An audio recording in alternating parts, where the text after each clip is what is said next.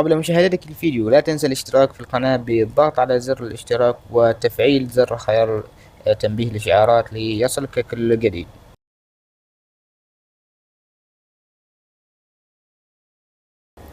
السلام عليكم ورحمة الله وبركاته. أهلا بكم متابعين ومشاهدين قناة سكيورتي عمان. في هذه الحلقة إن شاء الله اليوم راح أشرح لكم طريقة تفجير أي إيميل بإرسال العديد من الرسائل دفعة واحدة، مثلا 500 رسالة دفعة واحدة.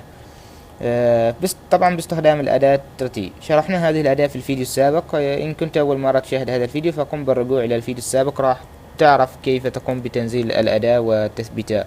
طبعا في بداية الأمر قم بالذهاب إلى الترمينال وقم بكتابة هذا الأمر اسم الأداة ترتيب.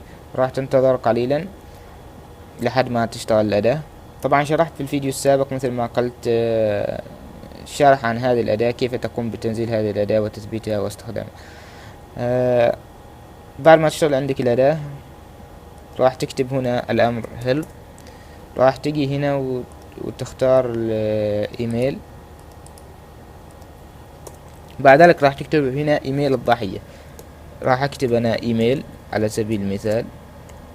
هنا لا يشترط أن الإيميل، هنا تكتب الإيميل عادي، يكون إن هوت ميل، جيميل، ياهو، أي إيميل تريد الرسالة إليه رسالة. هنا تكتب الإيميل الذي تريد الرسائل منه، إيميلك أنت. راح تكتب الإيميل.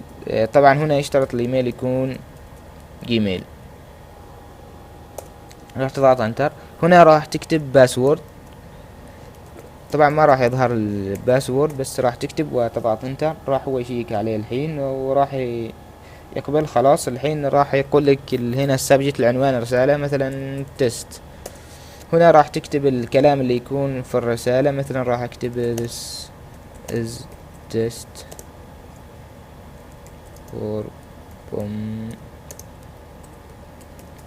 راح اكتب هذه الرسالة مثلا. هنا how many times، يعني كم تريد تكرار هذه الرسالة، مثلا 500 رسالة. هو اكثر شيء اتوقع انه يكون 500 رسالة اقصى شيء، لكن انا راح للتجربة فقط اكتب 10 رسائل.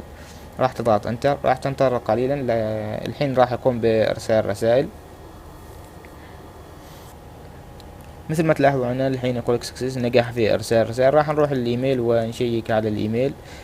مثل ما تلاحظوا هنا هذا الرسائل غير. راح نكبر راح نسوي تحديث للصفحة.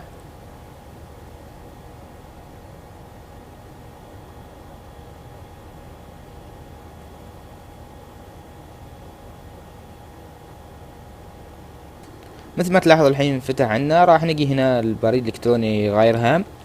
مثل ما تلاحظوا هنا هذه الرسائل قد وصلت. هنا 1 2 3 4 5 6 7 8 9 10 رسائل، مثل ما رسلنا من هناك 10 رسائل وصلت هنا. وهنا قد نصل إلى نهاية حلقتنا. إذا عجبك الفيديو لا تنسى الاشتراك في القناة ودعمنا بنشر الفيديو ولايك وكومنتس. والسلام عليكم ورحمة الله وبركاته.